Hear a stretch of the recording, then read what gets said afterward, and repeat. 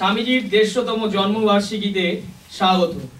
আমরা শুরু করছি দক্ষিণেশ্বর রামকৃষ্ণ সংঘ আদ্যাপীঠ আমেরিকা নিউ জার্সি শাখা থেকে স্বামীজির 150তম জন্মবার্ষিকী।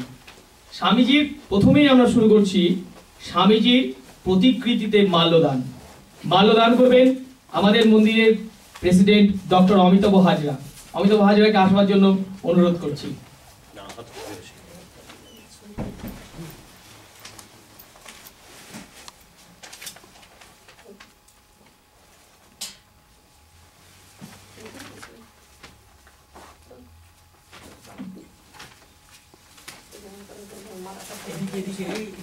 হ্যাঁ দাঁড়াও, রেকর্ড চলছে তো।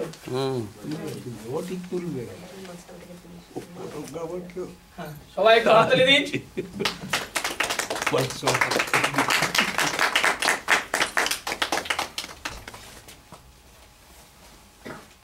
এবারে স্বামীজির প্রতিকৃতিতে চন্দন দান করবেন তপন দত্ত। আসুন। আমাকে এত বড় গুরু দায়িত্ব দিয়েছো। চলে এসো।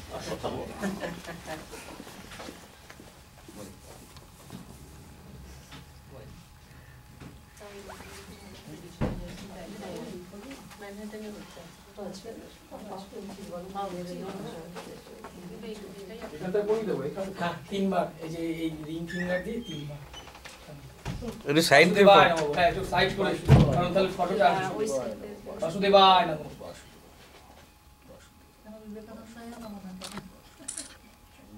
বাসুদেবায় চন্দনের ফটো দিলি বাসুদেবায় নাম বলতো। বাসুদেবায়।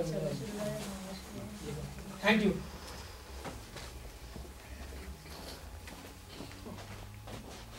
এবারে স্বামীজির প্রতিকৃতির সামনে প্রদীপ প্রজ্বলন এবং ধূপ প্রজ্বলন করবেন অভিজিৎ দাশগুপ্ত।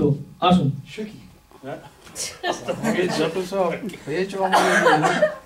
বসতে চাইলে বসতে দিচ্ছে না, ব্যাপারটা হচ্ছে চারটেই তো লোক পেয়েছে।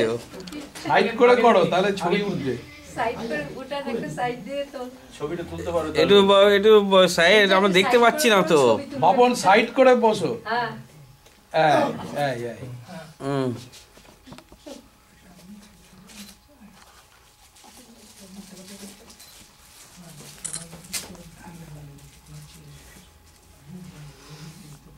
একটা না দুটো না তিনটে না চারটে? দুটো প্রদীপ ধূপকাঠি দিন আর প্রদীপটা আগে জ্বালান।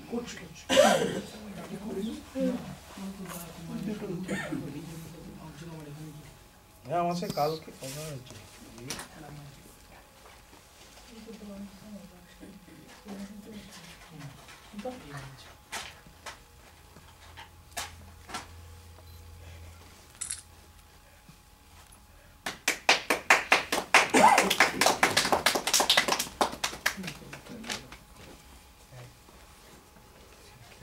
হ্যাঁ তাহলে আসছো না তো? আচ্ছা ঠিক আছে। না আমি চলে এসেছি মন্দির থেকে ফোন করেছি। আচ্ছা আচ্ছা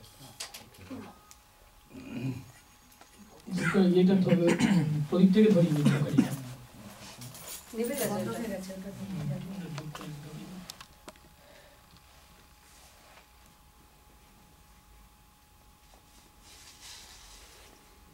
ঠিক আছে। আমি মুভমেন্টটা করে দিচ্ছি।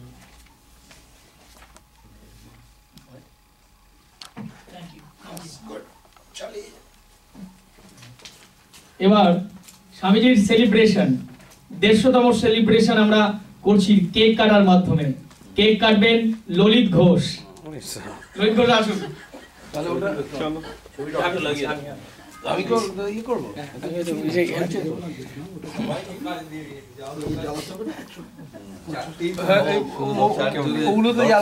হ্যাঁ ওগুলো আগে জ্বালিয়ে নিন স্যার।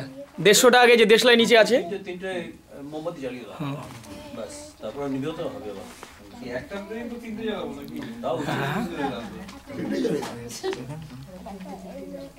বড় দেশলাই সুব্রত একটা গান করে দিলে তো হ্যাঁ করবে। এই ভুটান বাবার ছবিটা তোলো। এই কি ছবি তোলো।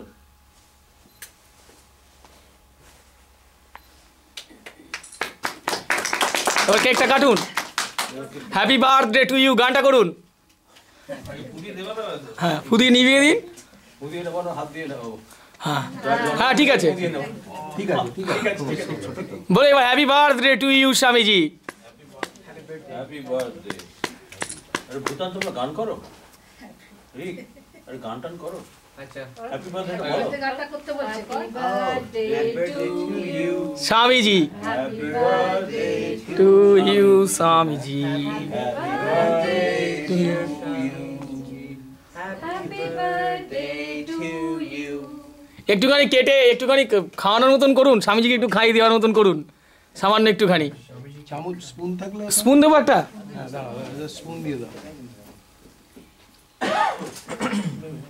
অ্যাকচুয়ালি একটা প্লেটে দিলে দেখে একটা প্লেটের মধ্যে দাও, একটা প্লেট দাও, একটা বোল দাও রাজা। প্লেটও আছে তো। প্লেটটা দিয়ে দাও তাহলে ওটাতে। হ্যাঁ ওইখানে রইলো। একটা পিস তুলে দাও, এই যে কেটেছো। হ্যাঁ বাস গুড। চামচ সমেত দিয়ে দাও ওখানে। জায়গা আছে দেওয়া? হ্যাঁ পাশে দিয়ে দাও। ট্রেটা টেনে দিলে হয় না? খুব ভালো হয়েছে।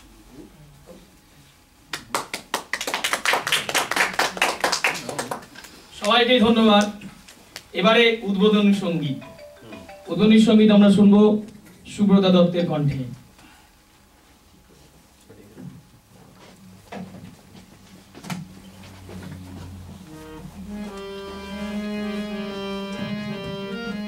আমরা একটু পরে কল করবো।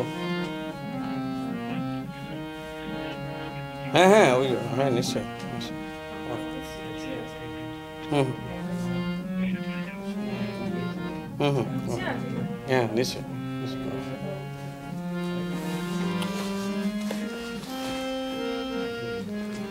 মূর্ত মাহেশ্বর মোচল ভাস্কর বিষ্ণু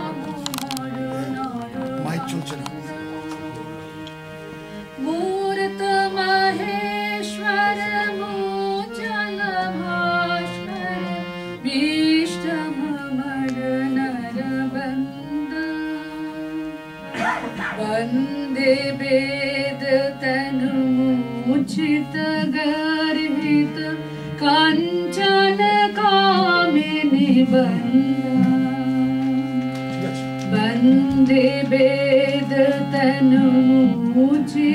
गर्हित काञ्चन कामिनि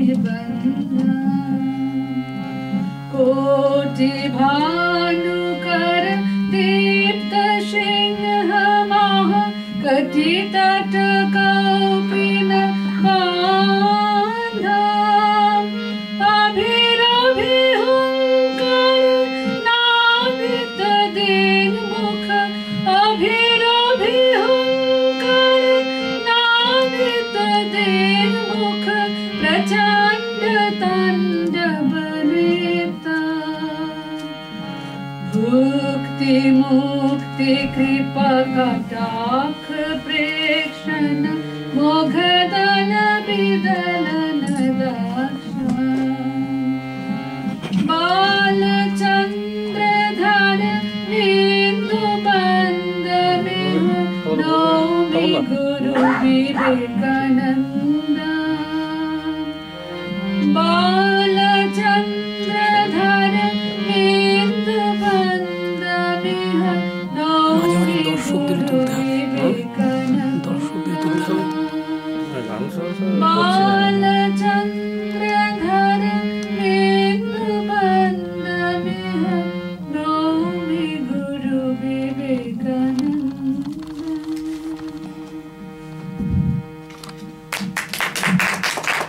আরেকটা করুন, চশমাটা চাইছি। এটা কার লেখা? এটা হচ্ছে শরৎচন্দ্র চক্রবর্তী। শরৎচন্দ্র চক্রবর্তী। এটা অ্যাকচুয়ালি আমাদের স্কুলেও মানে স্কুলে করা হতো। ঠাকুর ইয়েতে মানে যে সকালবেলা প্রেয়ার হতো না তারপর বিবেকানন্দের লেখা একটা গান করলে হতো না? বিবেকানন্দের লেখা গান তো এই আরত্রিক ভজন আছে, তো বিবেকানন্দ ওটা আছে সূর্য দাও বীর্য দাও একটা গান আছে। কালকে অলোক রায় করলেন তো, অলোক রায় চৌধুরী করেছে এই গানটা? সূর্যোদয়টা করেছিল কালকে। সূর্যোদয় আমাদের বইতেই আছে। না আমি এটা গাইছি কোথায় করলো? আমি এটা গাইছি ওই ইটিভি এই ওই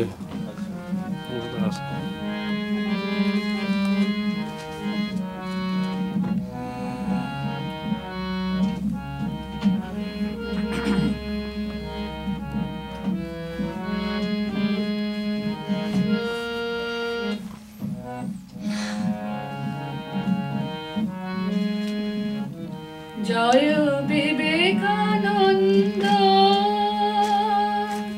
জয় বিবেকানন্দ সন্ন্যাসীবীর চির গৈরিক ধারে জয় বিবেকানন্দ জয় বিবেকানন্দ সন্ন্যাসীবীর চির গৈরিক ধারে জয় বিবেকানন্দ জয় তরুণ যোগে শ্রীরাম কৃষ্ণ তরুণ যোগে শ্রীরাম কৃষ্ণ ব্রত সহায় কারি জয় বিবেকানন্দ জয় বিবেকানন্দ সন্ন্যাসীবীর চির গৈরিক ধারে জয় বিবেকানন্দ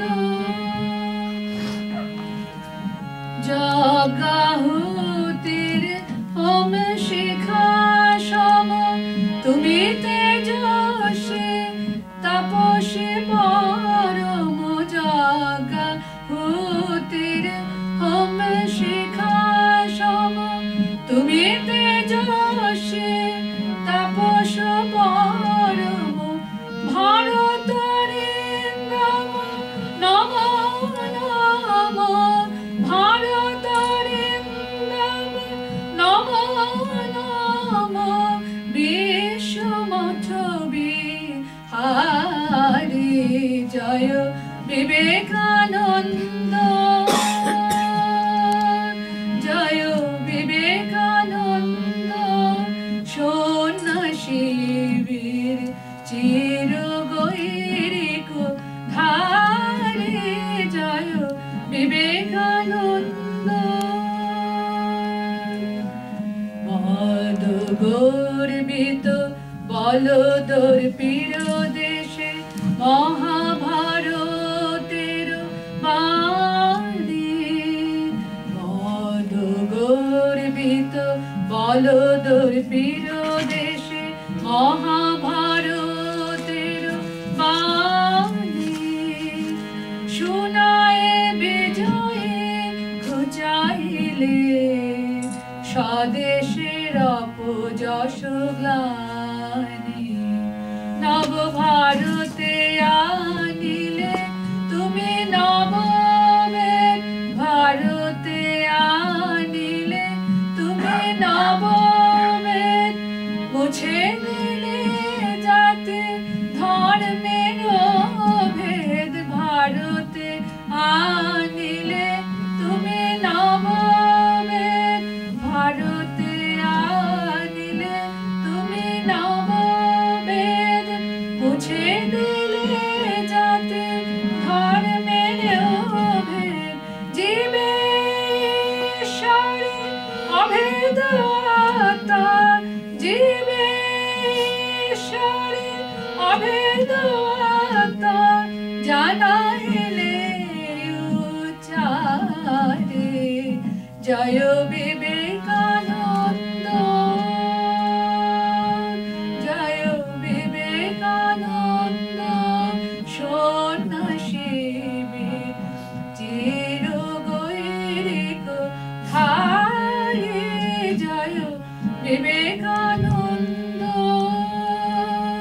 জয় তরুণ যোগে শ্রীরাম কৃষ্ণ তরুণ যোগে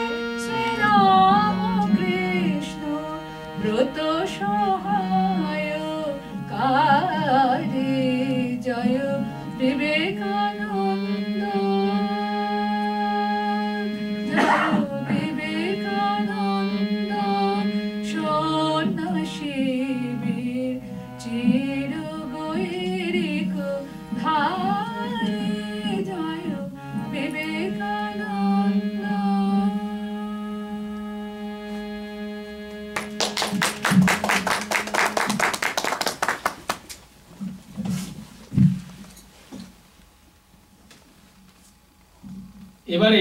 আমাদের সামনে প্রধান ভাষণদাতা ডক্টর অমিতাভ হাজরা আসুন। তার মূল খবরটা বললেন।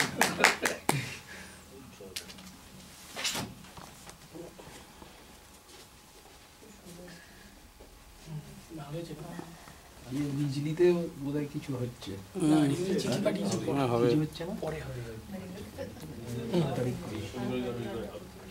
তা, আমাকে কিছু বলতে বলা হয়েছে স্বামী ওটা বিবেকানন্দ আওয়াজ আসছে না কিন্তু মাইকের সঙ্গে। আমাকে কিছু বলতে বলা হয়েছে স্বামী বিবেকানন্দ সম্বন্ধে। তো সেটা ইংরেজিতে বলবো না বাংলাতে বলবো। রাজা আমাকে ইংরেজিতে বলতে বলেছিল। আমি ভেবেছিলাম এখানে এমন অনেকে থাকবে যারা হয়তো বাংলা বোঝেন না, সেই জন্য ইংরেজিতে বলা দরকার। কিন্তু এখন দেখছি যারা আছেন সবাই তো বাংলা বোঝে, ছোটরাও বোঝে। কাজী ইংরেজিতে বললে একটু আড়ষ্টতা পারবে। কয়েকটা জিনিস ইংরেজিতে আমাকে বলতে হবে, কেন সেই জিনিসগুলো উনি ইংরেজিতেই লিখেছেন, কিন্তু তা নইলে বাংলাতেই যত সম্ভব বলার চেষ্টা করি।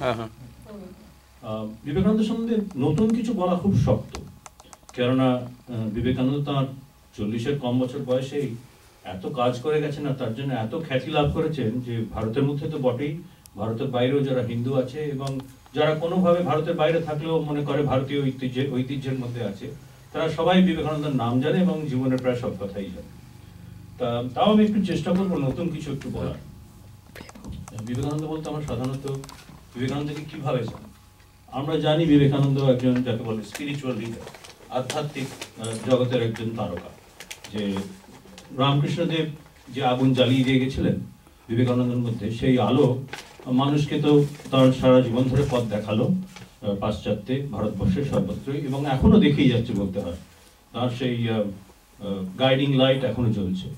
কাজে উনি আধ্যাত্মিক নেতা, সে সম্বন্ধে কোনো সন্দেহ নেই এবং সেভাবেই আমরা ওকে প্রধানভাবে জানি। বিবেকানন্দের আরেকটা পরিচয় হলো যে তিনি কর্মবীর, যাকে আমরা বলি কর্মযোগী। তা টায়ারলেস ওয়ার্কার সে তো বটেই উনি, কেননা উনি তো রামকৃষ্ণ মিশন এস্টাবলিশ করা থেকে আরম্ভ করে নানা সেন্টার, নানা মিশন, নানা আশ্রম উনি নিজে করে গেছেন বা অন্যদের ইন্সপায়ার করেছেন যারা গড়ে তুলেছে।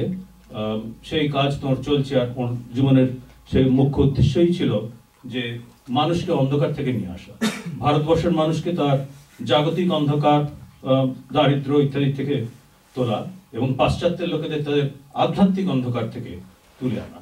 সেটাই ছিল ওর জীবনের আর কি একটা উদ্দেশ্য, লক্ষ্য। সেই জন্য উনি কাজ করে গেছেন ওই 40 বছরের মধ্যেই, 39 বছরের মধ্যেই সেরকম কাজ করেছেন। তাকে তাই কর্মবীর, কর্মযোগী হিসেবে আমরা জানি। এটা হলো তার দ্বিতীয় পরিচয়। আর তৃতীয় পরিচয় হচ্ছে যে তিনি তো অসম্ভব আশ্চর্য রকমের বক্তা, মানে গিফটেড ওরেটর যাকে বলে। তো সেটাও আমরা খুব ভালোভাবেই জানি। যখন sisters and brothers of America বলে শিকাগোর পার্লামেন্ট অফ রিলিজিয়ন্সের 1893 সালের ভাষণ শুরু করলেন, তখন সারা আমেরিকারই নরনারী, men and men of America, সবাই তাতে খুবই উদ্বুদ্ধ হয়েছিল। আর সেই কথা তোমার সব জায়গায় লেখা হয়েছে, সবাই জানি আমরা। আর শুধু সেই বক্তৃতাই নয়, তারপরে তো বহু বক্তৃতা দিয়েছেন আমেরিকাতে, ইংল্যান্ডে এবং ভারতবর্ষে ফিরে গিয়েও। কাজে বক্তা হিসেবে ওর খ্যাতি যে আছেই সেটা আমরা সবাই জানি। কিন্তু আরেকটা পরিচয় বোধহয় বিবেকানন্দের আছে যেটা আমরা অতটা খেয়াল করি, সেটা হচ্ছে বিবেকানন্দ কিন্তু গীতকার এবং কবিও বটে। এই জিনিসটা, গীতকার যে বটে সে তো আমরা গান, যদিও নজরুলের গান, কিন্তু তাছাড়া তো বিবেকানন্দ নিজের লেখা গান আছে, আর ভজন ছাড়া অন্যান্য গান আছে। সে গানগুলো ধর্মমূলক কিছুটা এবং কিছুটা মানে মানুষকে উদ্বুদ্ধ করার জন্য, প্রেরণা যোগাবার জন্য। কিন্তু সেই তাও গীতকার সম্বন্ধে কিছুটা পরিচয় আমরা জানি। কিন্তু উনি কবি হিসেবেও যে কবিতা লিখে গেছেন কিছু, সেটা হয়তো সবাইকার জানা নেই, কিছু লোকে জানতে পারে। আর আমি এই ব্যাপারে দু একটা কথা বলবো। শুধু কবিতা নয়, বিবেকানন্দের যে মূল ভাষণগুলো আমরা জানি, যেমন sisters and brothers of America বলে যেটা শুরু করেছিলেন, সেটা যদি আমরা পড়ি তাহলে মনে হবে অন্তত তার খানিকটা যেন গদ্যে লেখা কবিতা। যখন মানে উনি প্রথম দুটো লাইনেই যখন বলছেন যে I thank you in the name of the most ancient order of monks in the world. I thank you in the name of the mother of religions. And I thank you in the name of millions and millions of Hindu people. তখনই এই যে পরের পর বলে যাওয়া একটা ছন্দের মতন, এটা যেন একটা কবিতারই আভাস। তাছাড়া সত্যিকারের কবিতা বেশিরভাগ আমি যেগুলো জানি সেগুলো ইংরেজিতেই লেখা, অন্তত দুটো জানি। একটা হচ্ছে কালী দ্য মাদার, অনেকে হয়তো পড়ে থাকতে পারেন, এটা বিবেকানন্দ কাশ্মীরে লিখেছিলেন, আর ভগিনী নিবেদিতা এটা পাবলিশ করেছিলেন একটা বুকলেট হিসেবে, তার সঙ্গে অন্যান্য ব্যাখ্যা এবং ইত্যাদি দিয়ে। তা মা কালীকে আমরা প্রধানত দয়াময়ী কৃপাময়ী বলেই জানি, কিন্তু মা কালীর আর একটা রূপ আছে, একটা টেরিবল বা ফিয়ার্স রূপ, যে রূপে আর কি তিনি যে রূপটা ধরেন ইভনকে, অধর্মকে ধ্বংস করার জন্য, সেই রূপটাকে নিয়েই রামকৃষ্ণদেবের এই কবিতাটা লেখা। যা বললাম, কাশ্মীরে এক অন্ধকার রাতে লেখা, যেখানে আর কি তিনি দেখছেন মা কালী আর কি সেই রূপে যেন সারা পৃথিবীর উপরে রয়েছেন, আর তার প্রতিটি পদক্ষেপে যেন এক একটা গ্রহ ধ্বংস হয়ে যাচ্ছে। আর কবিতাটা যদি হাতে পড়ে, নিশ্চয়ই পড়ে দেখবেন, অনলাইনেও পাওয়া যায়। আমি সেটা এখানে পড়ছি না, এখানে অন্য জিনিস পড়ার উদ্দেশ্য ছিল। তো কালী দ্য মাদার খুব ইমপ্রেসিভ কবিতা, এবং এটা অবশ্যই লিখেছিলেন তিনি তখন 30-এর ঘরে বয়সে তো বটেই। আর এটার মধ্যে মা কালীর সেই অন্য রূপটা আছে, যে রূপটা আমরা সাধারণত দেখি না বা অতটা পরিচিতি নেই। আর একটা কবিতা, সেই কবিতাটা আমি কিন্তু এই 2 মাস আগে শুনলাম, এবং সেই কবিতার সম্বন্ধে আমি একটু বলতে চাই। সেই কবিতাটা বোধহয় উনি মিসেস হেলকে চিঠিতে লিখেছিলেন। এই কবিতাটার একটু গুরুত্ব এই জন্য আছে যে বিবেকানন্দের যে অন্যান্য রূপগুলোর কথা বললাম বা অন্যান্য প্রকৃতিগুলোর কথা বললাম, যে স্পিরিচুয়াল লিডার, তিনি কর্মযোগী, তিনি বক্তা, সে সবগুলো যেন একভাবে এই কবিতার মধ্যেই আছে। এই কবিতাটা যদি ইংরেজিতে, সেজন্য ইংরেজিতেই বলতে হবে, এটা ট্রান্সলেটেড হয়েছে বলে জানি না। May I be born again and again and suffer thousands of miseries, so that I may worship the only God that exists. The only God I believe in, the sum total of all souls. And above all, my God, the wicked, my God, the miserable, my God, the poor of all races, of all species, is the special object of my worship. He who is in you and outside of you, who works through every hand, who walks through every foot, whose body you are, him worship and break all other idols. He who is high in the high and the low, the saint and the sinner, the God and the worm, him worship, the visible, the knowable, the real, the omnipresent, break all other idols. In whom there is neither past life nor future birth, nor death, nor going, nor coming, in whom we always have been and always will be one, him worship, break all other idols. I fools who are neglecting the living God and his infinite reflection, of which the world is full, and running after imaginary shadows, leading to quarrels and fights, him worship, the only visible one, break all other idols. এই বলি আমি এখানে শেষ করছি। এই কবিতাটা আমি 2 মাস আগে শুনেছি, কি যারা হয়তো ডিসেম্বরে ওয়াশিংটন ডিসি গেছিলেন, তারা স্টুয়ার্ট মহারাজের কাছে এই কবিতাটা এই কবিতাটা শোনার পরই আমার মনে হচ্ছে বিবেকানন্দের এই পরিচয়টা সম্বন্ধে মানুষ অতটা ভাবে না, যে তিনি কবিও বটেন। গীতকার তা আমরা জানি কিছুটা, কিন্তু কবিও যে বটেন সেটা আমরা অতটা হয়তো ভেবে দেখি না। এখানেই শেষ করছি, নমস্কার।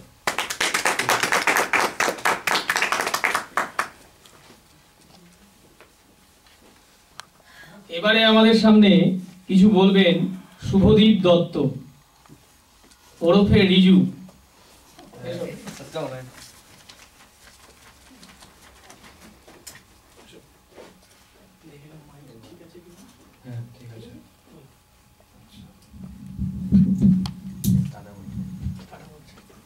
Hi everyone, আমার নাম শুভদীপ। আমি বিবেকানন্দর কথা ইংরেজিতে বলছি। So I'm sure we all know about Vivekananda's his facts of life, where he was born, that Ramakrishna was his master or mentor. I don't want to talk about that because I feel like everyone already knows that. What I want to talk about is the fact that he didn't see religion as just, praying to your God, reciting just mantras. What he really believed in was the ultimate tool for religion, which was to help the suffering, which was to live a moral life.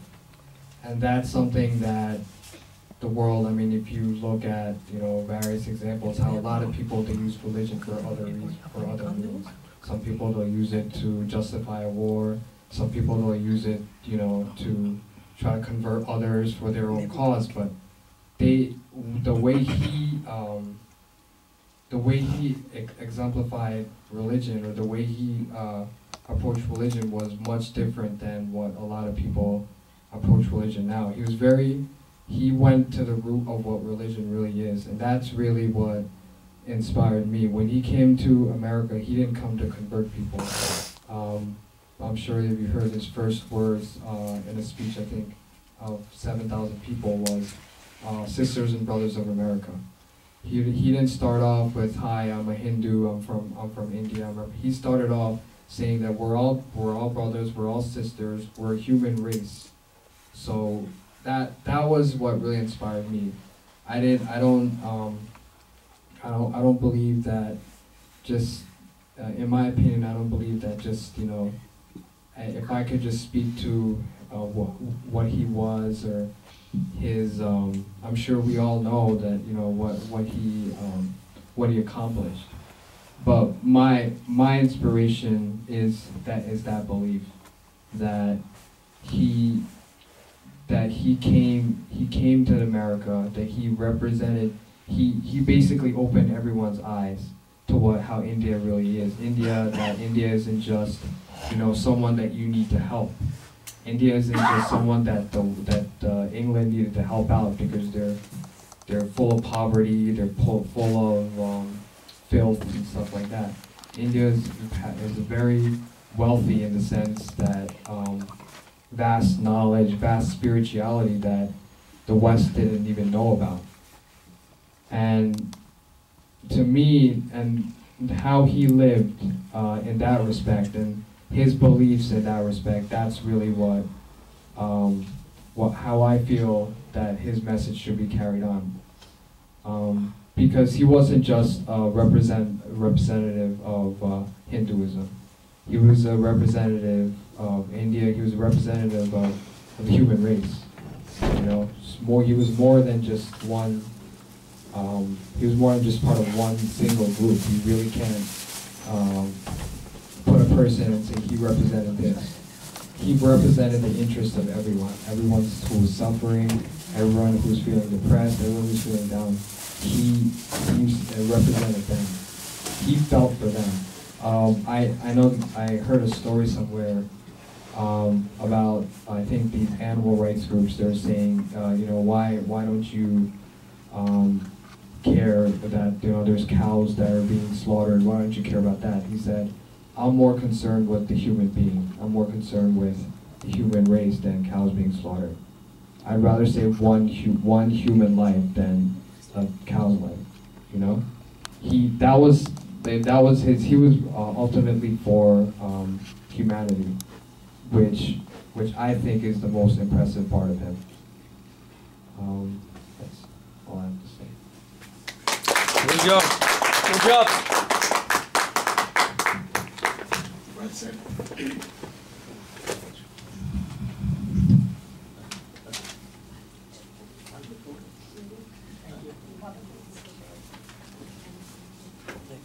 আচ্ছা, আমাদের সামনে এবারে আমাদের সবচেয়ে ছোট্ট বক্তা Mona Lisa height কিছু বলবে এবারে। ভালো করে বলো।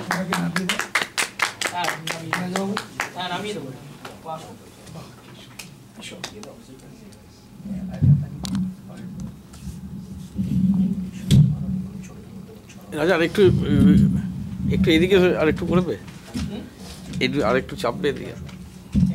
হ্যাঁ, তাহলে স্বামীজির একটা। নমস্কার, আমার নাম মোনালিসা হাইট। স্বামীজি সম্পর্কে নেতাজি কি লিখে গেছেন তার কিছুটা অংশ আমি আপনাদের শোনাব। নেতাজি লিখেছেন, আমাকে সবচেয়ে বেশি উদ্বুদ্ধ করেছিল বিবেকানন্দ চিঠিপত্র ও বক্তৃতা। স্বামীজি আদর্শ ছিল মানব জাতির সেবা এবং আত্মার মুক্তি। মানব জাতির সেবা বলতে বিবেকানন্দ স্বদেশের সেবা বুঝেছিলেন। তার প্রধান শিষ্যা ভগিনী নিবেদিতা লিখে গেছেন, মাতৃভূমি ছিল তার আদর্শ দেবী। দেশে এমন কোনো আন্দোলন ছিল না যা তার মনে সারা জাগায়নি। স্বামীজি বলেছেন, বলো ভারতবাসী, ভারতবাসী আমার ভাই, মূর্খ ভারতবাসী, দরিদ্র ভারতবাসী, চণ্ডাল ভারতবাসী আমার ভাই। তিনি বলেছেন, উপনিষদে আছে, চাই শক্তি, না হলে সবই বৃথা। আর চাই নচিকেতার মতো আত্মবিশ্বাস। চেহারা এবং ব্যক্তিত্বে আমার কাছে স্বামীজি ছিল আদর্শ পুরুষ। আদর্শ পুরুষ। স্বামী বিবেকানন্দের পথে আমি বেছে নিলাম। স্বামী বিবেকানন্দ ছিল শক্তির উপাসক। চরিত্র গঠনের উপর তিনি সবচেয়ে বেশি গুরুত্ব দিয়েছিলেন। স্বামীজি পূর্ব ও পশ্চিমে ধর্ম ও বিজ্ঞানের অতীত বর্তমানের সমন্বয় করেছিলেন। তাই তিনি মহান। তার শিক্ষায় দেশবাসীরা অভূতপূর্ব আত্মসম্মান, আত্মবিশ্বাস, আত্মপ্রতিষ্ঠার বোধ লাভ করেছিলেন। রামকৃষ্ণ পরমহংসদেব নিজের জীবনে সাধনার ভেতরে সর্বধর্মের সমন্বয় করতে পেরেছিলেন। তাই স্বামীজির জীবনে মূলমন্ত্র ছিল।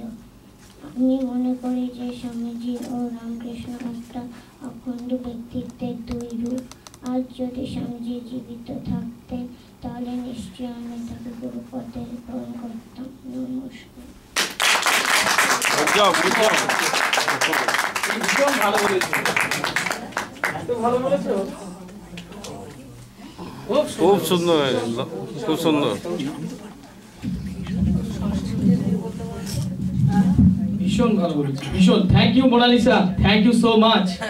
তোমাকে সব এখানে তোমার আঙ্কেল আন্টি যারা যারা আছে, দাদা দিদি, প্রত্যেকেই তোমাকে ধন্যবাদ জানাচ্ছে। দাদু দিদা যারা যারা আছে প্রত্যেকেই তোমাকে ধন্যবাদ জানাচ্ছে। আমি তো একটা এবারে আমাদের সামনে স্বামীজি সম্পর্কে বলবেন শুভদীপ ঘোষ ওরফে Bhutan.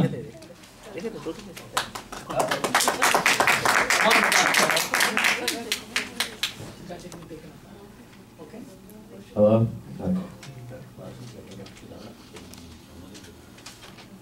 So I just wrote a little bit about his biography from what I could find online. So, born in 1863, Swami Vivekananda crammed immense labor and achievement into a short life.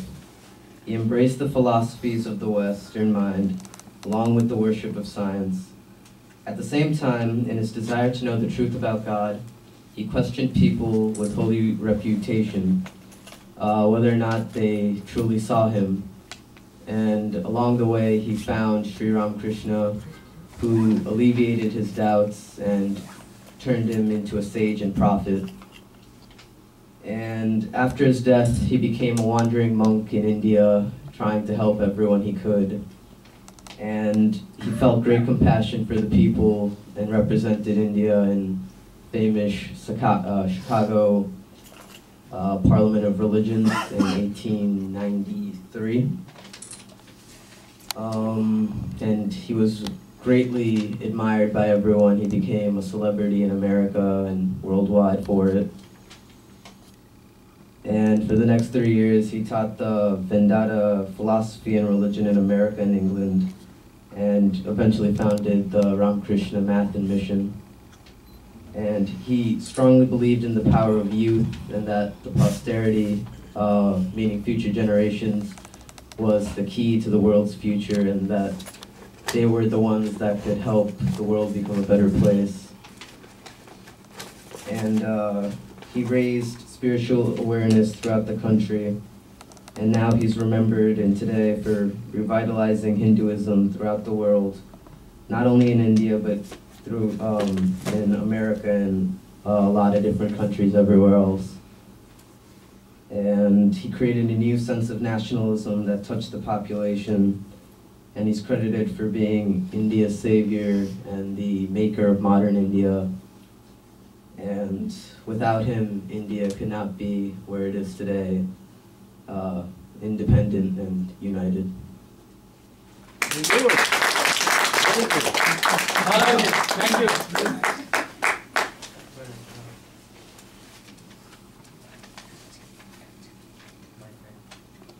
এবার আমরা একটু গান শুনবো।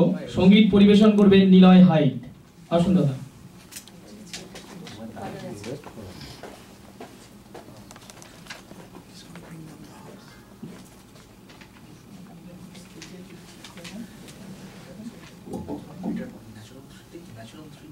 মা বলুন তো একটু কি কোথায় আছে আমি জানি না। ন্যাচারাল ফ্রিতে আছে।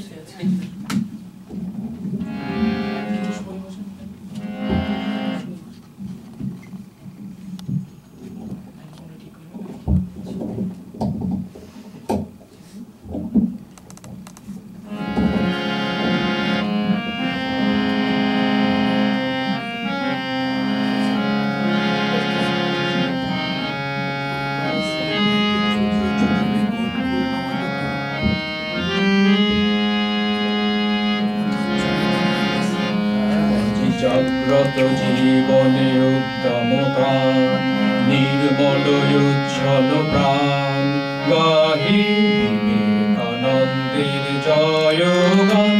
আজি জাগ্রত জীবনে উদ্যমতা নির্মল উচ্ছল প্রাণ গাহি বিবেকানন্দের জয়গান।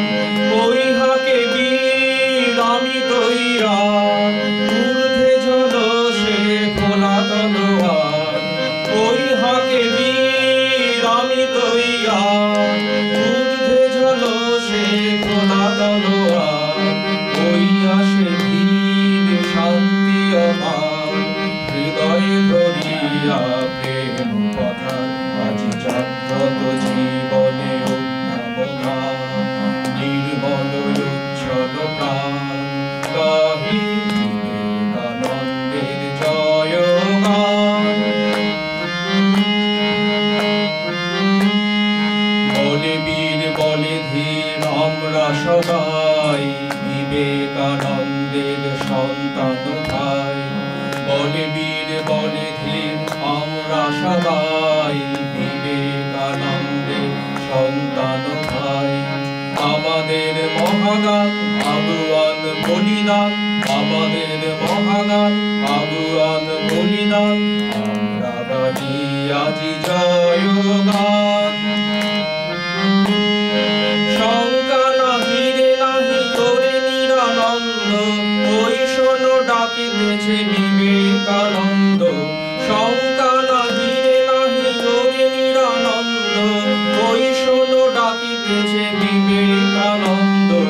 দাও দাও দাও আর ফিরে নাহি যাও, দাও দাও সত্যের জয়গান গাও। দাও দাও দাও আর ফিরে নাহি যাও, দাও দাও সত্যের জয়গান গাও। ধর্মের জয়গান গাও, ধর্মের জয়গান গাও, ধর্মের জয়গান গাও, ধর্মের জয়গান গাও। ঊর্ধ্বে তুলিয়া রুদ্র বিষাণ, আজি জাগ্রত জীবনে উদ্যমতা নির্মল উচ্ছল প্রাণ গাহি বিবেকানন্দের জয়গান। জয়গান জয়গান।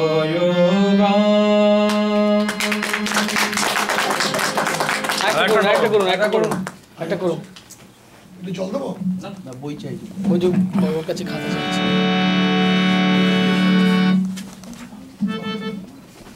দর্শক দেবে।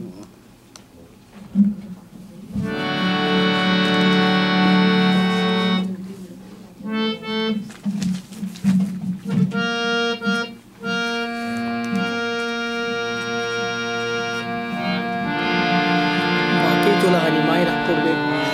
এই গানটা বলবে তুই আমাকে তুই ডাক।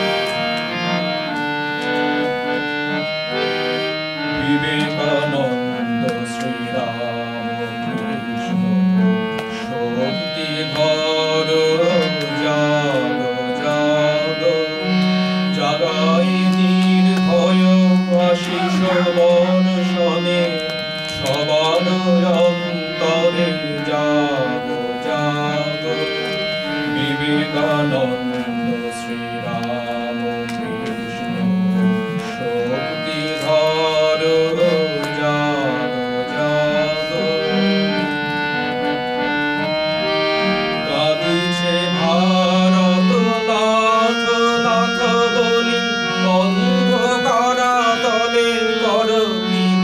গীতাঞ্জলি কাঁদিছে ভারত নাথ নাথ বলি অন্ধকার তলে কর গীতাঞ্জলি জগায় ভৈরবে ভুবন অঙ্গলি জগায় ভৈরবে ভুবন অঙ্গলি মুক্তি হিন্দোলা জাগ জাগ বিবেকানন্দ শ্রীরাম কৃষ্ণ শক্তিধর জাগ জাগ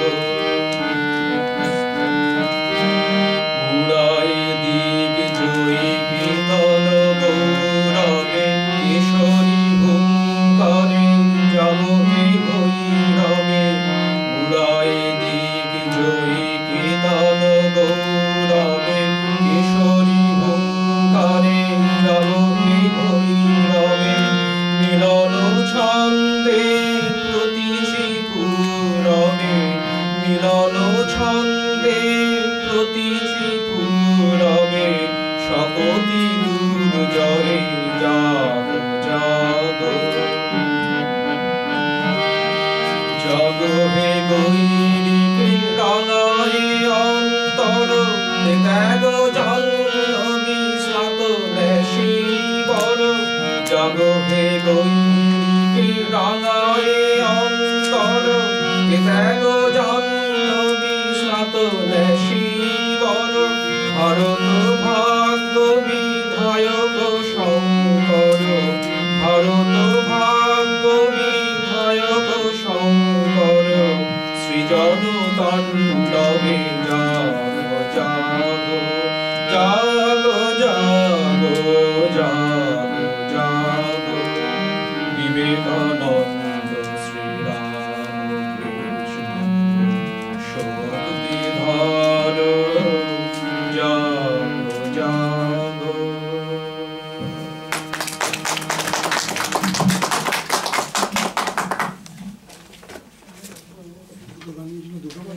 আর একটা করলে মানে নিলে করতে পারো তুমি। অনেক পুরনো। এবার আমাদের সঙ্গে আমাদের সামনে আমাদের সায়ন দত্ত রিক কিছু বলবে বিবেকানন্দ সম্পর্কে। এসো রিক। একটু নামাতে হবে। হ্যালো ও আগেই টেস্ট করে দিচ্ছে। Alright, so Namaskar, everybody. Alright, I'm going to talk about Swami Vivekananda. Alright, so Swami Vivekananda is one of the most inspiring personalities of India, who did a lot to make India a better place to live in. Within a short span of time, he achieved a lot and went a long way in serving humans. He was the principal disciple of Sri Ramakrishna Paramahansa. It is Swami Vivekananda who can be attributed the credit for laying the foundation for the establishment of Ramakrishna Mission and Mott that are actually involved in carrying out philanthropic works.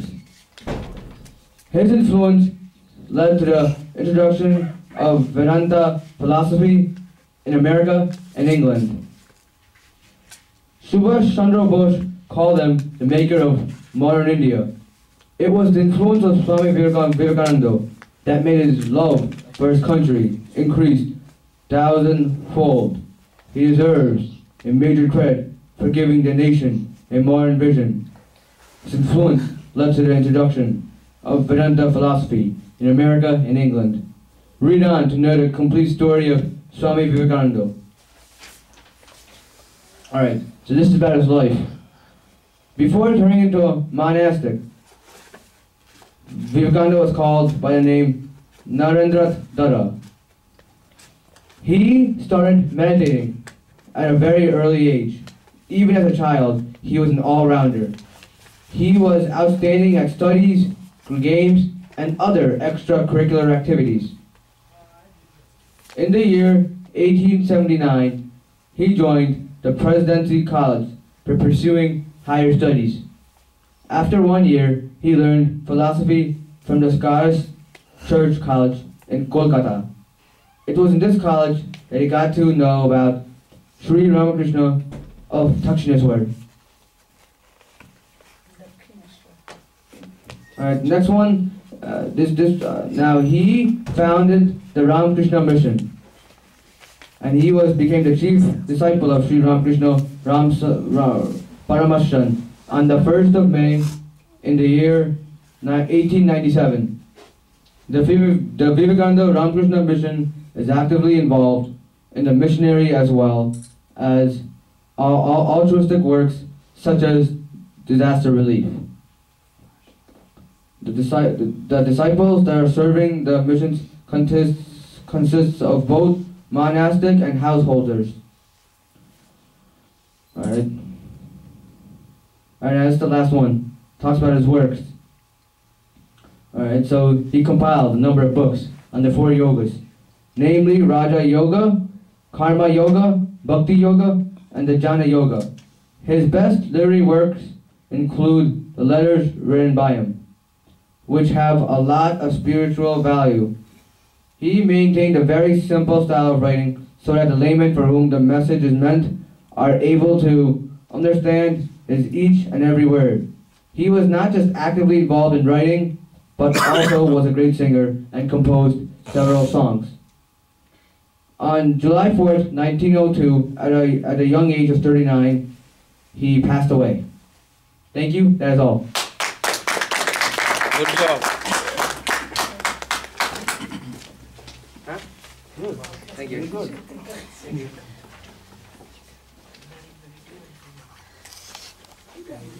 আমরা অনুষ্ঠানের শেষের দিকে এসে গেছি।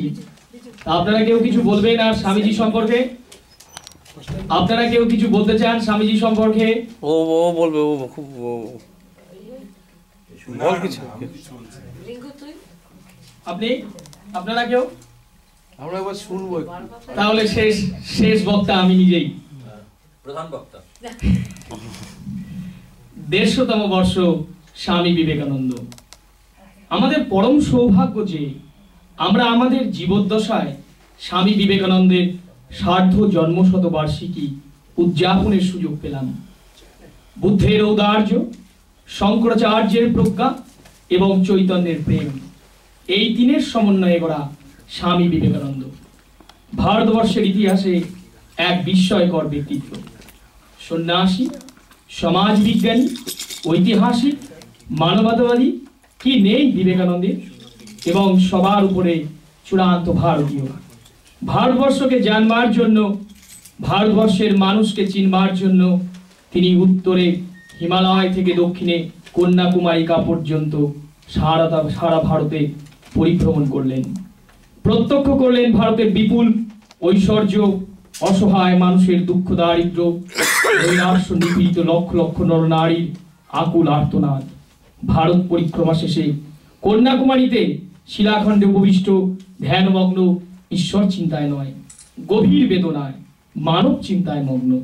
অনুভব করলেন দেশের অবনতির জন্য ধর্ম দায়ী নয়, দায়ী ধর্মের নামে প্রচলিত প্রাণহীন অনুষ্ঠান। পরিব্রাজক নরেন্দ্র উত্তীর্ণ হলেন দেশপ্রেমিক বিবেকানন্দ। 1863 খ্রিস্টাব্দের 12ই জানুয়ারি কলকাতার সিমলায় বিখ্যাত দত্ত পরিবারে আবির্ভাব হলেন। মাতা ভুবনেশ্বরী দেবী, পিতা বিখ্যাত ব্যারিস্টার বিশ্বনাথ দত্ত। শৈশবে ডাকনাম ছিল বিলে, প্রত্যেকে জানতেন নরেন্দ্রনাথ দত্ত। নরেন্দ্রনাথ ওকালতি পড়াকালীন পিতৃবিয়োগের পর সংসারের দারিদ্রতার সাথে যুদ্ধরত অবস্থায় আসলে ঠাকুর শ্রী রামকৃষ্ণের সান্নিধ্যে দক্ষিণেশ্বরে ভবতারিণী মন্দিরে। সেখানে এসে চাইলেন জ্ঞান, বুদ্ধি ও বৈরাগ্য। ঠাকুরের সান্নিধ্যেই তার সন্ন্যাসী জীবন শুরু হয়। তার নাম হয় বিবিদিশানন্দ। 1886 খ্রিস্টাব্দের 16ই আগস্ট কাশীপুর উদ্যানবাটিতে ক্যান্সার রোগে আক্রান্ত হয়ে শ্রীরামকৃষ্ণ দেহ রক্ষা করলেন। তার আগে এই রোগ শয্যায় শায়িত থাকার সময় তিনি ভবিষ্যৎ শ্রীরামকৃষ্ণ সঙ্গের সূচনা করে গেলেন। ছোট কিন্তু অত্যন্ত শক্তিধর সংঘ। নরেন্দ্রনাথ দত্ত, রাখাল চন্দ্র ঘোষ, তারকনাথ ঘোষাল, বাবুরাম ঘোষ প্রমুখ কয়েকজন শুদ্ধ চরিত্র সর্বত্যাগী যুবক সেই সংঘের স্তম্ভ। আর নরেন্দ্রনাথকে নির্দিষ্ট করে গেলেন সেই সংঘের নেতারূপে।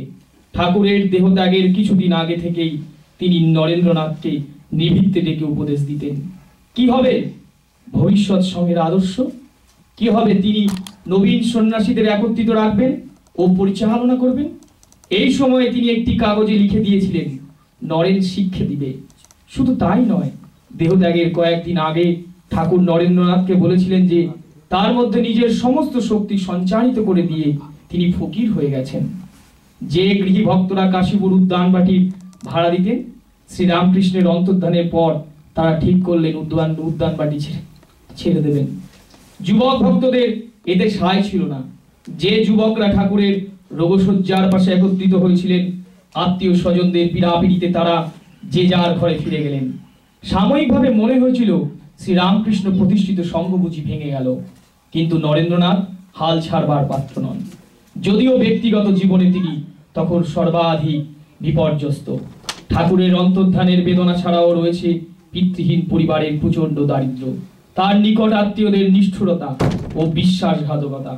মা ভাইদের অনাহারে অর্ধাহারে কাটাতে হচ্ছে। আবার যারা তার পিতার অন্নে প্রতিপালিত হয়েছেন, সাহায্য দূরের কথা, তারাই আজ বিষয় সম্পত্তির লোভে মিথ্যা মামলা করেছেন। কিন্তু নরেন্দ্রনাথের অদম্য প্রাণশক্তি কখনোই তাকে নিজের সুখ দুঃখ নিয়ে ব্যস্ত থাকতে দেয়নি। তাই শত ব্যস্ততার মাঝেও হঠাৎ হঠাৎ গিয়ে হাজির হতেন গুরু ভাইদের কাছে। ওজস্বিনী ভাষায় কথা বলতেন। কি করছিস তোরা? সারা জীবনটা কি পরীক্ষা দিয়েই কাটাবি? ঠিক করেছিস? এই কি তিনি চেয়েছিলেন? এই জন্যই কি তিনি এত কষ্ট সহ্য করে গেলেন? তোরা না সন্ন্যাসী, এক্ষুনি সব ছেড়ে ছুড়ে দিয়ে মঠে চল। পাড়ার দুষ্ট ছেলেরা বলতো, ওই দেখ রাজহাঁস যাচ্ছে। ভিক্ষে চাইতে গেলে কেউ কেউ পরামর্শ দিত ট্রামের কন্ডাক্টারি করতে, খাওয়া কোনোদিন যুক্ত না। ভাত জোটে তো নুন জোটে না, কিংবা শুধুই নুন ভাতই চলতো দিনের পর দিন। তবুও তারা ভ্রুক্ষেপ করতেন না, এক মনে সাধন ভজন করে যেতেন। স্বামীজি এই সময়কার স্মৃতিচারণ করে পরবর্তীকালে বলেছেন, জব ধ্যানের প্রবল তোরে আমরা যখন সব ভাসাচ্ছি, তেলাকুচো পাতা সেদ্ধ নুন ভাত এই মাসাবধি চলছে। আহা, সেসব কি দিনই গেছে। সেই কঠোরতা দেখলে ভূত পালিয়ে যেত, মানুষের কথা কি। স্বামীজিকে দেখলে তখন মনে হতো তার যেন অফুরন্ত কর্মশক্তি। 24 ঘন্টা তিনি হয় সাধন ভজন করছেন, নয় ধর্ম প্রসঙ্গ করছেন, নয়তো অন্য কোনো কাজ করছেন। ভোরবেলা ব্রাহ্ম মুহূর্তে উঠে তিনি গান ধরতেন, জাগো জাগো সবে অমৃতের অধিকারী। গান গেয়ে সবাইকে ঘুম থেকে তুলতেন। তারপর সকলে মিলে ধ্যানে বসতেন। সেই ধ্যান চলত দুপুরবেলা পর্যন্ত। ধ্যানের পর শুরু হতো স্তব পাঠ, ভজন ও অন্যান্য প্রসঙ্গ। স্বামীজি ছিলেন আলোচনার মধ্যমণি। প্রথমবার গিয়েছিলেন 1887 খ্রিস্টাব্দে স্বামী প্রেমানন্দ ও আরেকজন ভদ্রলোকের সঙ্গে বারাণসী ধামে। বিশ্বনাথ, অন্নপূর্ণা ও দুর্গা দেবীর বিগ্রহ দর্শন ছাড়াও তিনি স্মরণ করে আনন্দ পেয়েছিলেন যে এই দেবভূমিতে ধর্ম প্রচার করেছেন ভগবান বুদ্ধ ও শঙ্কর। একদিন দুর্গা মন্দির থেকে ফেরবার সময় স্বামীজির একটি অদ্ভুত অভিজ্ঞতা হয়। কতগুলি বানর স্বামীজিকে তাড়া করে। এক পাল বানর, কাজেই স্বামীজি ছুটতে লাগলেন, বানরগুলিও ছুটতে লাগলো। এমন সময় একজন বৃদ্ধ সন্ন্যাসী স্বামীজিকে বললেন, থামো, জানোয়ারগুলির মুখোমুখি রুখে দাঁড়াও। স্বামীজি সাহস ভরে গিয়ে দাঁড়ালেন। বানরগুলি প্রথমে থমকে দাঁড়ালো, তারপর ছুটে পালালো। এই ঘটনা থেকেই স্বামীজি তার জীবনের একটি মহৎ শিক্ষা পেলেন। বিঘ্ন বা বিপদ দেখে কখনো পালিয়ে যেতে নেই, নির্ভয়ে তার মুখোমুখি দাঁড়াতে হয়। পরবর্তীকালে জীবনে নিউ ইয়র্কে একটি বক্তৃতায় স্বামীজি এই ঘটনার উল্লেখ করে বলেছিলেন, এই হলো সারা জীবনের জন্য একটি শিক্ষা। ভয়ঙ্করের মুখোমুখি দাঁড়াও, সাহসের সঙ্গে তার সম্মুখীন হও। জীবনের দুঃখ কষ্ট দেখে আমরা যখন আর পালিয়ে যাই না, ওই বানরগুলোর মতোই তারা তখন আমাদের কাছ থেকে পিছু হটে যায়। যদি আমাদের মুক্তি পেতে হয়, তবে প্রকৃতিকে জয় করে তা পেতে হবে, প্রকৃতি থেকে পালিয়ে গিয়ে নয়। কাপুরুষ কখনো জয়ী হয় না। যদি আমরা চাই যে ভয়, বাধা, বিপত্তি এবং অজ্ঞতা আমাদের সামনে থেকে দূর হয়ে যাবে, তবে আমাদের সেগুলির বিরুদ্ধে যুদ্ধ ঘোষণা করতে হবে। ঘুরতে ঘুরতে স্বামীজি আবার উপস্থিত হলেন বারাণসী ক্ষেত্রে।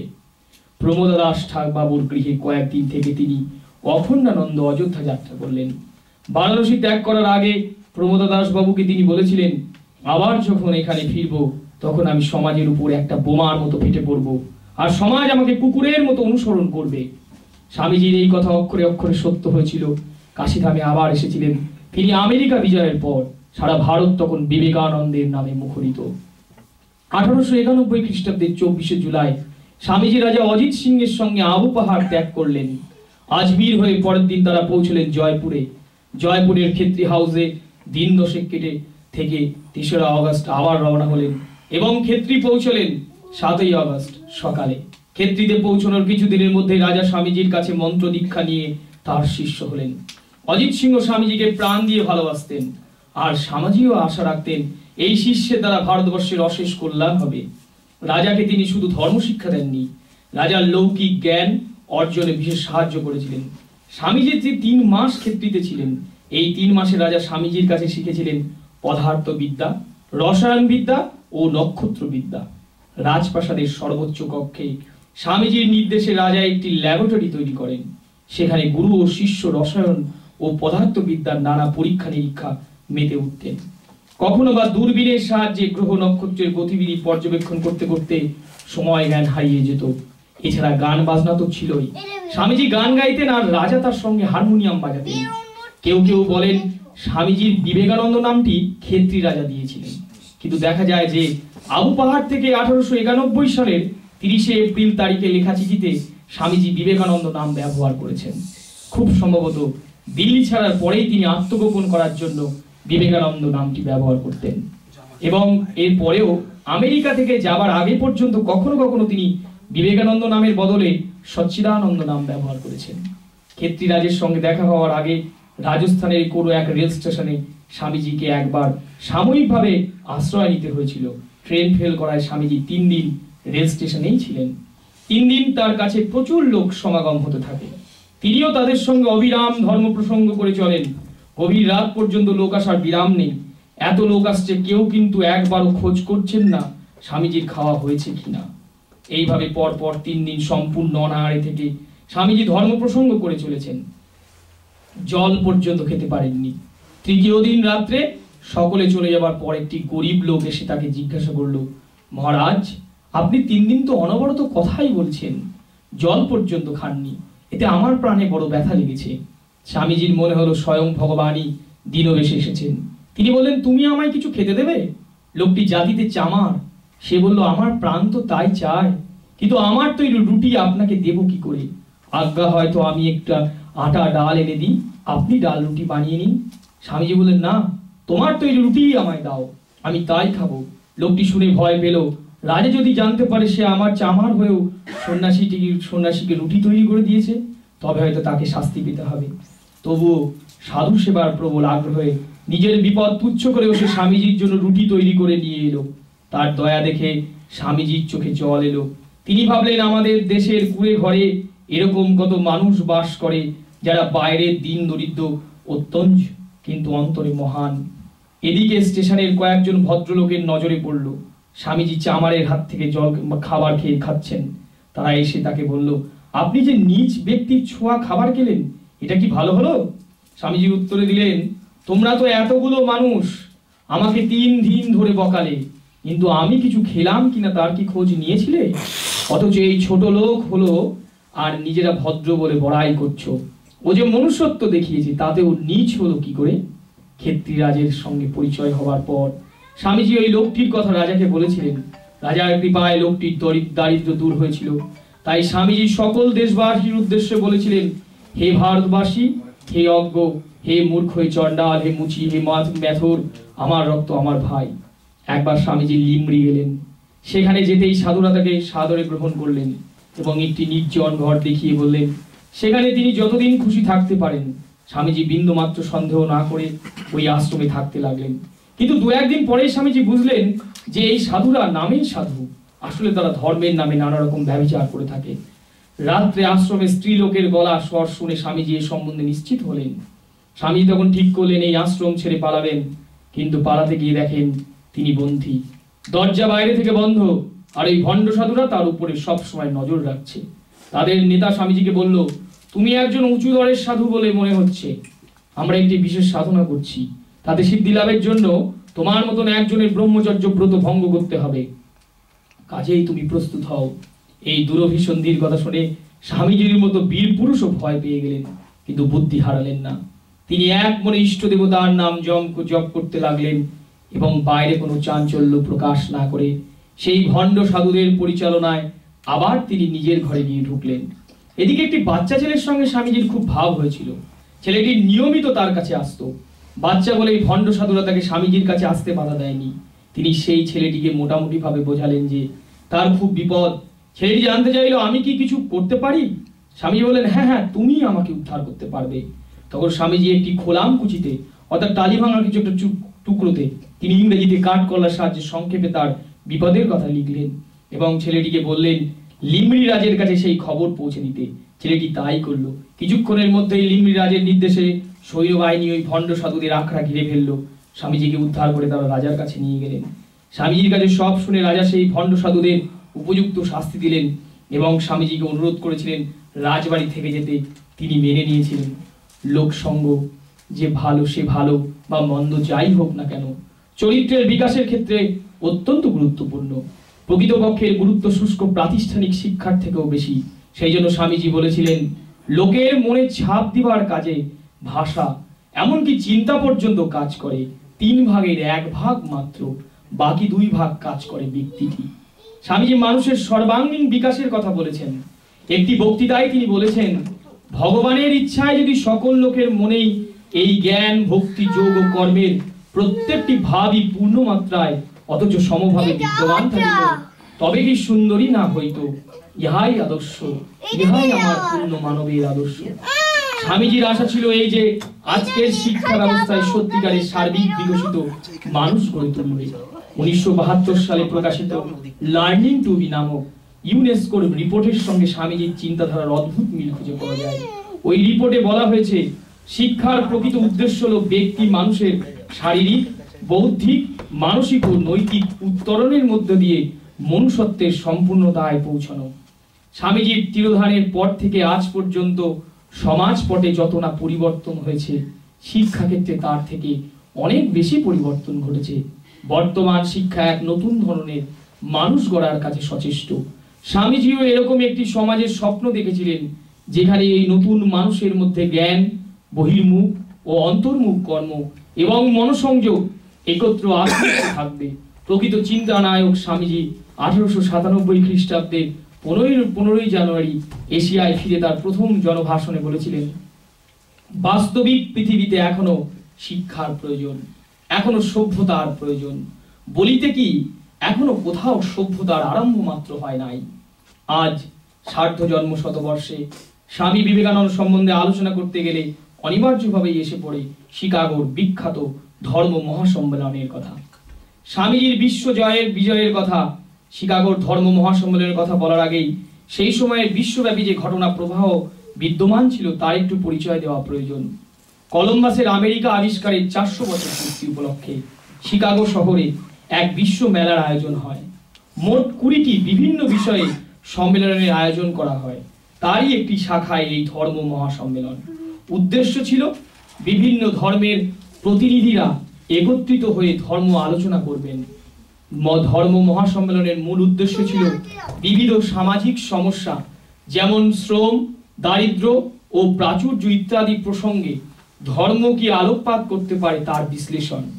শিকাগো ধর্ম মহাসম্মেলনের ধর্মীয় রক্ষণশীলতা এবং নিঃস্বার্থপরতা ও উদার নৈতিক দৃষ্টিভঙ্গি পাশাপাশি এলেও খ্রিস্ট ধর্মের উৎকর্ষ ও শ্রেষ্ঠত্ব প্রমাণের জন্যই মূলত এই ধর্ম সম্মেলনের আয়োজন হয়। এই পরিবেশে স্বামী বিবেকানন্দের ধর্ম মহাসম্মেলনে ভাষণ ও পরবর্তীকালে তার প্রতিক্রিয়া আজও সর্বজনবিদিত। একথা আজ সকলের জানা তার প্রথম ভাষণেই তিনি ধর্ম মহাসভাকে জয় করে নিয়েছিলেন তার উদার বিশ্বজননী ভাবধারার দ্বারা। হ্যারিয়েট মনরো ছিলেন তৎকালীন আমেরিকার একজন বিখ্যাত কবি। তিনি তার আত্মজীবনী এ পোয়েটস লাইফে তার ধর্ম মহাসভায় যোগদানের স্মৃতিচারণ করতে গিয়ে স্বামীজির ভাষণ প্রসঙ্গে লিখেছেন যে সে যেন মানব ইতিহাসের এক পরম মুহূর্ত, সহনশীলতা ও শান্তি বাণী সহ এক যুগের দিগন্ত উন্মোচন। হ্যারিয়েট আরও বলেছেন, এদের প্রাচ্য দেশীয় প্রতিনিধিদের মধ্যে এক প্রান্তে বসেছিলেন মহান বিবেকানন্দ, যিনি ধর্ম সম্মেলনের সমগ্র প্রেক্ষাপটই অধিকার করেছিলেন, গোটা শহরে প্রতিষ্ঠা করেছিলেন আপন প্রভুত্ব। শিকাগো মহাধর্ম সভার পরে স্বামীজি 3 বৎসরের অধিক কাল আমেরিকা ও ইংল্যান্ডে থেকে শ্রী রামকৃষ্ণদেবের মহান বার্তা প্রচার করেছেন।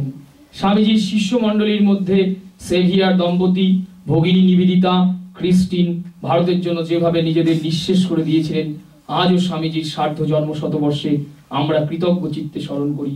স্বামীজির কথা বলে শেষ করা যাবে না, তাই আমরা প্রত্যেকের হৃদয় চিত্রপটে তার প্রতিকৃতিতে এঁকে রেখে তার মতো নির্ভীক বীরপুরুষ হবার শপথ গ্রহণ করি। স্বামীজির চরণ কমলে শতকোটি প্রণাম জানাই আমার আদ্দামাকে। আমি এই বিশদ হয়তো বললাম অনেকক্ষণ ধরে, আমি সমস্ত বইগুলো থেকে কালেকশন করে এটা আমার নিজের ভাষা দিয়ে আমি লিখেছি, তাই স্বামীজিকে প্রণাম জানাই। ওম পরতত্ত্বে সদা লীন রামকৃষ্ণ সমজ্ঞয়া ইয়ো ধর্ম স্থাপরত বীরেশ্বরং তং নমাম্যহম। ওম পূর্ণমদঃ পূর্ণমিদং পূর্ণাৎ পূর্ণমুদচ্যতে পূর্ণস্য পূর্ণমাদায় পূর্ণমেবশিষ্যতে। ওম শান্তি শান্তি শান্তি। হরি ওম তৎসৎ, হরি ওম তৎসৎ, হরি ওম তৎসৎ। আমরা আজ এখানেই স্বামীজিকে শ্রদ্ধা জ্ঞাপন করলাম। সবাইকে আসবার জন্য অসংখ্য অসংখ্য ধন্যবাদ। দক্ষিণেশ্বর রামকৃষ্ণ সংঘ আদ্যাপীঠ আমেরিকার শাখা থেকে প্রত্যেকে ও বাড়ি থেকে স্বামীজির কেক এবং ওখানে সিঙ্গারা আর চা আছে, খেয়ে তারপরে যাবেন, কেউ চলে যাবেন না। স্বামীজিকে আমরা আমাদের সবচেয়ে, আমি লাস্টে ওগুলো লিখেছি যে বীর পুরুষ নির্ভীক, খুব ভালো। মোনালিসা আরো অনেক কিছু বলেছে, ও নেতাজিকে বলেছে, আমি ভেবেছিলাম আনবো কিন্তু এত পাতার পর পাতা চলে যায়, আনার শেষ নেই, সেজন্য আমি ওগুলো বাদ দিয়েছি। মোনালিসা খুব বলেছে, ডক্টর হাজরাও খুব ভালো বলেছেন, রিজু ভালো বলেছে, প্রত্যেকেই ভালো বলেছে। সবাইকে আবারও থ্যাংক ইউ। প্রত্যেকে এরকম ভাবে আমরা মন্দিরে অনেক কিছু অ্যাক্টিভিটিস করতে পারি। সবাইকে ধন্যবাদ জানাই। প্রত্যেকে আসবেন। নেক্সট আমাদের পুজো আছে, সত্যনারায়ণ পুজো 26শে জানুয়ারি। তারপরে আমাদের মানে তার আগে 19শে জানুয়ারি হচ্ছে সৎসঙ্গ, 26শে জানুয়ারি সত্যনারায়ণ পুজো, আর আমাদের 16ই ফেব্রুয়ারি হচ্ছে সরস্বতী পুজো। সেখানে পুজো হবে সকাল 11টা থেকে। এবং আমাদের সবচেয়ে বেশি আকর্ষণ যে বাচ্চারা যে ইনভলভ হচ্ছে মন্দিরে, সেই বাচ্চাদেরকে নিয়ে আর্ট কম্পিটিশন এবং নৃত্য পরিবেশনা এবং গান। তারপরে আমাদের যদি কারো লেখা, যারা আজকে করলো তারা হয়তো কবিতা লিখে নিজেদের লেখা বা অন্য লেখা পড়বে। প্রত্যেকে আবার আসবেন। সবাইকে ধন্যবাদ জানিয়ে আজকে স্বামীজির শরণাপন্ন হয়ে আমরা সব শেষ করছি। জয় আত্মা।